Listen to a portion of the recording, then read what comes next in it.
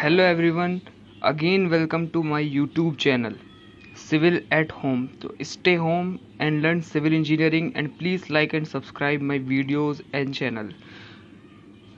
तो आज हम बात करने वाले हैं civil engineering interview question and answer part 1। इसमें हम बात करेंगे जिसमें हम 10 क्वेश्चंस की बात करेंगे जो ज़्यादातर इंटरव्यूज़ में पूछे जाते हैं फॉर फ्रेशर। याद रखिए, फॉर फ्रेशर सिविल इंजीनियर जो इंटरव्यू में क्वेश्चन पूछे जाते हैं। आज हम उन 10 क्वेश्चंस की बात करेंगे जो एक इंटरव्यू के लिए बहुत ही ज़रूरी हैं और उन्हें इनके आंसर ज़रूर पता होने चाहिए। तो बिना किसी देरी के हम वीडियो को स्टार्ट करते हैं। यहाँ पर हमारा सबसे पहला क्वेश्चन बनता है, जो इंटरव्यू जो लेने वाला है आपसे वो पूछ सकता है कि सिविल इंजीनियरिंग क्या होती है। एक फ्रेशर के मैं नज़रिए से बता रहा हूँ, या क्वेश्चन वो पूछेगा अगर आप फ्रेशर हैं कि सिविल इंजीनियरिंग क्या होती है, वो आपसे जानना चाहेगा। तो इसका आंसर देखिए क्या होगा। तो इसका आंसर देखिए ये होगा कि civil engineering is a professional engineering branch that deal with the design, construction and maintenance of the physical and natural built environment in economical manner. ये बात जरूर याद रखिए, चाहे डेफिनेशन कुछ भी बोलिए। इकोनॉमिकल मैनर इसका मतलब क्या होता है, जो भी एक हमारा सिविल इंजीनियर होता है उसका मतलब क्या होता है कि वो कोई भी डिज़ाइन करे किसी भी स्ट्रक्चर का, उसको कंस्ट्रक्शन करे उसका, या फिर उसे मेंटेनेंस करे फिजिकली या फिर इन्वायरमेंटली। तो वो किस में करना चाहिए, इकोनॉमिकल मैनर में। जो उसकी कॉस्ट आनी चाहिए उस स्ट्रक्चर की या कंस्ट्रक्शन की, डिज़ाइन की, वो मिनिमम से मिनिमम होनी चाहिए और इन्वायरमेंट के लिए वो हमारी हार्मफुल नहीं होनी चाहिए। तो एक सिविल इंजीनियरिंग क्या होती है कि सिविल इंजीनियरिंग एक प्रोफेशनल इंजीनियरिंग की ब्रांच है जहां पर हम डील करते हैं किसके साथ, design, construction and maintenance of the physical and natural built environment in economical manner. इसको मैंने ज़्यादा जोर इसीलिए लिया है क्योंकि इकोनॉमिकल मैनर जहां आपने इंटरव्यू में बोल दिया तो वो समझ जाएगा कि इस बंदे को पता है कि सिविल इंजीनियरिंग का मतलब क्या होता है। और इसमें जो बात करते हैं ये, इसमें इंक्लूड क्या क्या होता है, जो मैंने बात करी थी कंस्ट्रक्शन में उसमें कुछ भी हो सकता है, इंक्लूडिंग पब्लिक वर्क। जैसे पब्लिक वर्क में क्या आता है, हॉस्पिटल्स आते हैं, स्कूल्स आते हैं, road, bridges, canal, dams, airport और जो भी आप रिलेटेड उससे बोल सकते हैं। तो यहाँ पर एक क्वेश्चन आपका ये कन्फर्म हुआ कि सिविल इंजीनियरिंग क्या होती है, तो आपको उसका जवाब क्या देना है। जवाब आप कुछ भी दीजिए जो मैंने आपको टर्म बताई है, इकोनॉमिकल मैनर, और हो सकता है तो आप इसको डेफिनेशन को याद कर लीजिए जो आपके लिए बहुत ही ज़्यादा काम आने वाली है। तो बिना किसी देरी के अगला क्वेश्चन देखते हैं क्या होता है। Why you choose civil engineering. आप फ्रेशर इंटरव्यू हैं, आप उसके सामने इंटरव्यू देने गए हैं, तो वो आपसे पूछेगा कि आपने सिविल इंजीनियरिंग ही क्यों चूज़ करी। अगर आप मान लीजिए आप अगर आप एक स्टूडेंट हैं और अब अगर आप अपने कॉलेज की तरफ से पूल प्लेसमेंट में बैठ रहे हैं, कोई आपकी कंपनी आपका कॉलेज में आ रही है, तो वहाँ पर वो आपसे पूछ सकता है कि तुम why you want to be a civil engineer, तुम एक सिविल इंजीनियर क्यों बनना चाहते हो। ये मैं अपने एक्सपीरियंस से बता रहा हूँ क्योंकि मैं भी कई इंटरव्यूज़ में बैठ चुका हूँ। तो वहाँ पर इसी तरीके के क्वेश्चन पूछे जाते हैं कि आपने सिविल इंजीनियरिंग ही क्यों चूज़ करी। तो इसका बहुत ही सिंपल आंसर होगा। हम इन दो क्वेश्चंस के बाद थोड़े टेक्निकल क्वेश्चन लेंगे जो बहुत ही जनरल क्वेश्चन है और सभी को पता होने चाहिए। तो चैनल को सब्सक्राइब करिए और वीडियो शेयर कीजिए। मैं आपको एक बात और इन्फॉर्मेशन शेयर कर दूं कि एसएससी जेई के लिए जो सॉइल मैकेनिक्स पढ़ना चाहते हैं उसके लेक्चर मैंने स्टार्ट करते हैं, तो आप उनका लिंक मैंने डिस्क्रिप्शन में दे दिया है, तो आप उन वीडियोस को भी देख सकते हैं। तो पहले हम इन क्वेश्चंस को कंप्लीट करते हैं। तो आइए इसका आंसर हम जानते हैं क्या होता है बिना सोचे समझे। इसका आंसर देखिए क्या होता है। एज ए सिविल इंजीनियर, आप उससे कहेंगे कि as a civil engineer my work influence where people work, relax, learn and live, then I will be a part of helping society. ये बहुत ही सूटेबल आंसर है एक सिविल इंजीनियर के लिए। क्यों उसने सिविल इंजीनियरिंग क्यों चूज़ करी, या फिर वो सिविल इंजीनियर क्यों बनना चाहता है, दोनों का आंसर यहाँ पर एक ही है। तो क्या होगा कि मैं एक सिविल इंजीनियर इसलिए बनना चाहता हूँ कि जो मेरा वर्क होगा, इन्फ्लुएंस मतलब प्रभावित, दूसरे पर इफेक्ट करना, प्रभावित करना, जो मेरा वर्क होगा वो लोगों को प्रभावित करेगा। जो लोग काम करते हैं, रिलैक्स करते हैं, कुछ सीखते हैं और जहाँ पर वो लोग रहते हैं उन लोगों को इन्फ्लुएंस करेगा। तो इस तरीके से मैं अपना किसका पार्ट बन जाऊँगा, एक सोसाइटी, हेल्पिंग सोसाइटी का। अब हम बात करने जा रहे हैं टेक्निकल क्वेश्चंस की जो इंटरव्यू जरूर पूछ सकता है साइट के बारे में आपसे, या आपकी जनरल नॉलेज चेक करने के लिए कि आपको जनरल नॉलेज कितनी है सिविल इंजीनियरिंग के बारे में, कोर के बारे में। तो बिना किसी देरी के आगे स्टार्ट करते हैं कि can you list out the various steps involve with the concrete processing. याद रखिए वो आपसे क्या पूछना चाहेगा कि आप जो कंक्रीट बनता है उसके बनने का प्रोसेस क्या क्या होता है और कंक्रीट के इंग्रेडिएंट क्या क्या होते हैं। तो कंक्रीट के इंग्रेडिएंट मैं आपको ऐसे ही बता देता हूँ। तो कंक्रीट के इंग्रेडिएंट क्या क्या होते हैं। पहला होगा cement, coarse aggregate, fine aggregate, water, admixtures which chemicals का। तो आप 5 इंग्रेडिएंट मेन याद रखिए जो उसमें यूज होते हैं कंक्रीट में। पहला कौन सा होता है, पहला cement, water, fine aggregate, coarse aggregate और एडमिक्सचर्स। एडमिक्सचर्स का एक पार्ट होता है जो मैं आपको वो केमिकल बताने वाला था, ठीक है। तो उसके बाद हम बात करते हैं कि क्या क्या उसमें प्रोसेस इन्वॉल्व होते हैं। तो पहले ये आप एक प्लांट देख लीजिए। ये प्लांट होता है कुछ इस तरीके का जहाँ पर हमारा क्या बनता है, कंक्रीट प्रोसेस करता है, फिर हमारी कंक्रीट बनती है। इसको हम क्या कहते हैं, प्लांट कहते हैं, कंक्रीट प्लांट।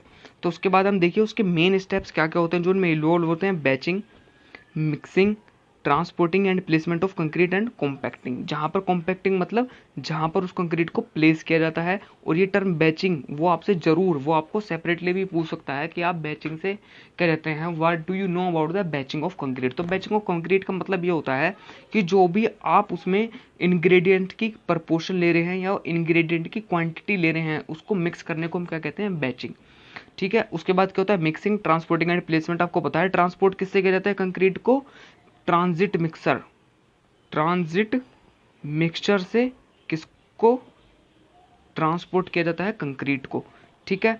उसके बाद हम अगला क्वेश्चन देखते हैं क्या पूछ सकता है। वो आपसे पूछ सकता है कि यूनिट वेट ऑफ कंक्रीट क्या होता है, ठीक है। तो हम जरूर देखते हैं इसके बारे में क्या होता है। तो पहले जनरल नॉलेज के लिए आप देख लीजिए कि कंक्रीट दिखने में ऐसा होता है जब उसे प्लेस किया जाता है।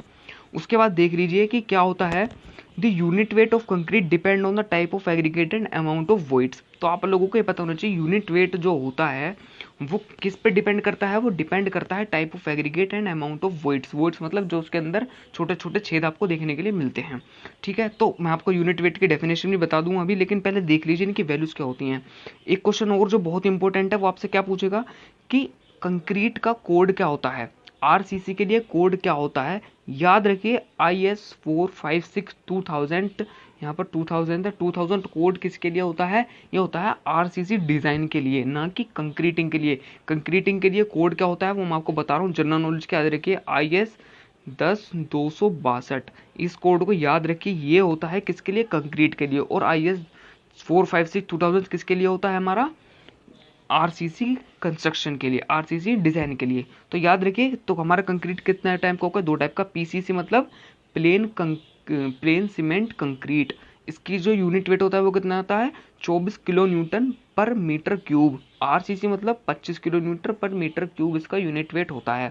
तो यहाँ पर आप बात रखने वाली बात क्या है, याद रखने वाली बात यह है कि यूनिट वेट होता क्या है। मैं आपको जनरल नॉलेज के लिए बता दे रहा हूँ कि यूनिट वेट वो होता है जब भी जो अमाउंट हमारा किस में होगी, जो हमारी टोटल अमाउंट, टोटल वेट होगा M/V, ये होता है इसका फॉर्मूला किसका, यूनिट वेट का, ठीक है। सोइल मैकेनिक्स में भी आपने पढ़ा होगा यूनिट वेट। तो जो हमारी एक, अगर हम 1 मीटर क्यूब का एक बॉक्स बना लें किसी भी चीज़ का, उसके अंदर जो कंक्रीट भरने के बाद जो उसका वेट होगा वो क्या होता है, यूनिट वेट, ठीक है। ये क्वेश्चन आपका जरूर कंप्लीट हुआ। मैं प्रॉमिस करता हूँ कि 10 क्वेश्चन में जरूर कोई भी फ्रेशर्स के लिए क्वेश्चन जरूर पूछे जा सकते हैं और मैं सीरीज को कंटिन्यू करूँगा।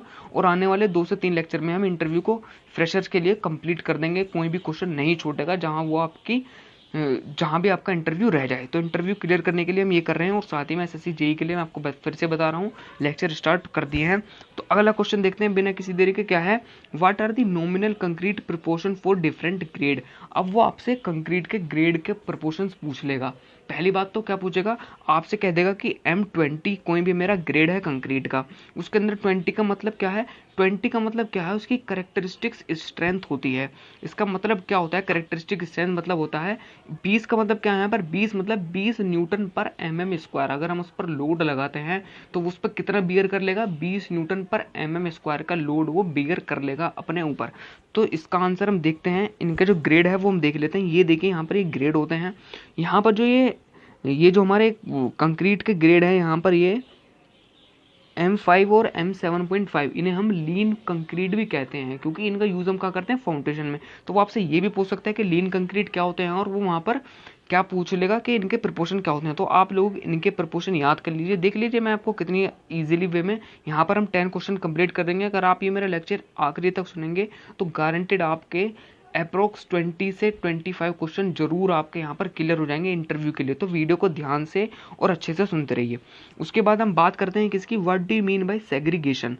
याद रखिए ये कुछ टर्म है सेग्रीगेशन, ठीक है, जो आपसे इंटरव्यू जरूर पूछेगा कंक्रीट के बारे में, जो बहुत ही जनरल नॉलेज के लिए हैं। तो सेग्रीगेशन का पहले हम एग्जांपल देख लेते हैं। आपने कोई भी कंक्रीट स्ट्रक्चर इस तरीके की देखी होगी जिसमें जो सारे पार्टिकल क्या हो जाते हैं, अलग हो जाते हैं एक दूसरे से, मतलब एडमिक्सचर अलग हो जाएंगे, एडमिक्सचर नहीं मतलब एग्रीगेट अलग हो जाएगी, फाइन एग्रीगेट, कोस एग्रीगेट अलग हो जाएगी, सीमेंट अलग हो जाएगा, वाटर अलग हो जाएगा। इस सेग्रीगेशन को हम इसकी जो ये जो क्या इस प्रोसेस को कहते हैं सेग्रीगेशन। और मैंने आपको बता भी दिया है कि सेग्रीगेशन क्या होता है। Segregation of concrete is the separation of cement paste and aggregate of the concrete from each other during handling and placement. जैसे मैंने आपको बताया कि जो प्लेस करने के बाद जो हमारे क्या है कंक्रीट के जो उसके इंग्रेडिएंट्स हैं, जैसे हमारा फाइन एग्रीगेट, कोस एग्रीगेट, सीमेंट, वाटर, ये किससे हो जाएंगे, अलग हो जाते हैं। तो इस प्रोसेस को हम क्या कहते हैं, सेग्रीगेशन। ठीक है, ये किसकी वजह से हो सकता है, जब उसमें हमारे जो कंक्रीट है उसके अंदर अमाउंट ऑफ वाटर ज़्यादा हो जाएगी। एक क्वेश्चन आपका यहाँ बनेगा क्या कि जो सेग्रीगेशन होती है वो किसकी वजह से होती है, तो आप कह देंगे जब कंक्रीट के अंदर या तो वाटर बहुत ही एक्सीड अमाउंट में हो, बहुत ही ज़्यादा अमाउंट में हो, जब उसके अंदर सेग्रीगेशन का प्रोसेस हो जाएगा, या फिर जो कंक्रीट है उसके अंदर पानी की वाटर की अमाउंट बहुत ही ज़्यादा कम हो, जब हमारा सेग्रीगेशन हो सकता है। तो और ये बात याद रखिए, segregation also occur due to the over vibrate और कॉम्पैक्शन ऑफ कंक्रीट। तो यहाँ पर ये आपका क्वेश्चन कंप्लीट हुआ और इसी के साथ इस क्वेश्चन के साथ आपके 3 से 4 क्वेश्चन जरूर कंप्लीट हुए होंगे। उसके बाद हम बात करते हैं what is the bleeding of concrete. ठीक है, उसके बाद ये देख लीजिए ब्लीडिंग ऑफ कंक्रीट का एग्जांपल। जैसे हम कंक्रीट को हमने प्लेस किया, उसके ऊपर जो हमारा वाटर अमाउंट, जो हमारा वाटर है वो वाटर क्या हो गया, सरफेस के ऊपर आ गया। सरफेस के ऊपर आने के बाद वाटर जो हमारा सरफेस के ऊपर आ गया, उस सरफेस के ऊपर आने के बाद जो हमारी ये वाटर दिख रहा है ऊपर आ गया, इसको हम क्या कहते हैं, ब्लीडिंग ऑफ कंक्रीट। इसकी डेफिनेशन जो आप देनी चाहिए इंटरव्यू के सामने, जो इंटरव्यू ले रहा है आपका, तो उसको क्या देना चाहिए, bleeding is a form of segregation where some of the water in the concrete tend to rise the surface of freshly placed material. जैसे कि मैंने आपको भी सिंपल लैंग्वेज में बताया था कि जो हमारा फ्रेशली कंक्रीट है उसमें जो वाटर अमाउंट है वो ऊपर आ जाती है। इस प्रोसेस को कहते हैं ब्लीडिंग ऑफ कंक्रीट। उसके बाद हम बात करते हैं किसकी, 8th क्वेश्चन हमारा, what is the initial and final setting time of concrete, जो बहुत ही इंपॉर्टेंट है इंटरव्यू के लिए। वो आपसे पूछ सकता है इनिशियल फाइनल सेटिंग टाइम क्या होता है। तो यहाँ पर ये देख लीजिए, ये क्या होती है हमारे पास, ये एक एपरेटस होता है, विकार्ट्स एपरेटस। तो यहाँ पर देख लीजिए, यहाँ पर जो इनिशियल सेटिंग टाइम ऑफ क्या होता है हमारा कंक्रीट, वो कितना होता है, initial setting time of concrete कितना होता है, 30 मिनट्स इनिशियल सेटिंग टाइम याद रखिए। और फाइनल सेटिंग टाइम कितना होता है, 10 घंटे, 10 आवर। और मेजर के लिए मैंने एपरेटस बताया आपको, विकार्ट सेपरेटर। तो याद रखिए इनिशियल सेटिंग टाइम कितना होता है कंक्रीट का, 30 मिनट, फाइनल सेटिंग टाइम कितना होता है, 10 आवर। उसके बाद याद रखिए कि व्हाट इज ग्राउटिंग, ये बहुत ही न्यू टर्म है और बहुत ही ज़्यादा पूछी जाने लगी है आजकल। तो देख लीजिए इसकी डेफिनेशन, ग्राउटिंग, ये जो हमारा वर्कर है ये क्या कर रहा है, इंजेक्ट करा रहा है पेस्ट ऑफ सीमेंट वाटर में घोलकर, जो हमारी दरारें आ जाती हैं स्ट्रक्चर में उनके अंदर ये प्रेस कर रहा है किसके पेस्ट को, सीमेंट पेस्ट को। तो इसी प्रोसेस को हम क्या कहते हैं, इसी प्रोसेस को कहते हैं ग्राउटिंग। तो यहाँ पर इसकी डेफिनेशन देंगे, grout is a fluid form of concrete which is used to fill the voids. ठीक है, उसके बाद बात करते हैं what is the concrete test. तो याद रखिए कितने टाइप के कंक्रीट टेस्ट होते हैं वो आपसे पूछे जाएंगे। तो याद रखिए slump test, compressive strength test, water permeability test and water absorption test. तो ये कुछ टाइप ऑफ कंक्रीट टेस्ट होते हैं। इनमें से कुछ टेस्ट के बारे में अगली जो हमारे नेक्स्ट वीडियो होंगी उसमें बात करेंगे। और बहुत ही ज़्यादा ढूंढ कर अच्छे क्वेश्चन मैं आपके लिए जाऊँगा कि जो भी हमारे इंटरव्यू है वो आप लोगों का जरूर क्लियर हो। तो please, thank you guys, thank you for watching. Please subscribe my YouTube channel and share with your friends. Thank you so much.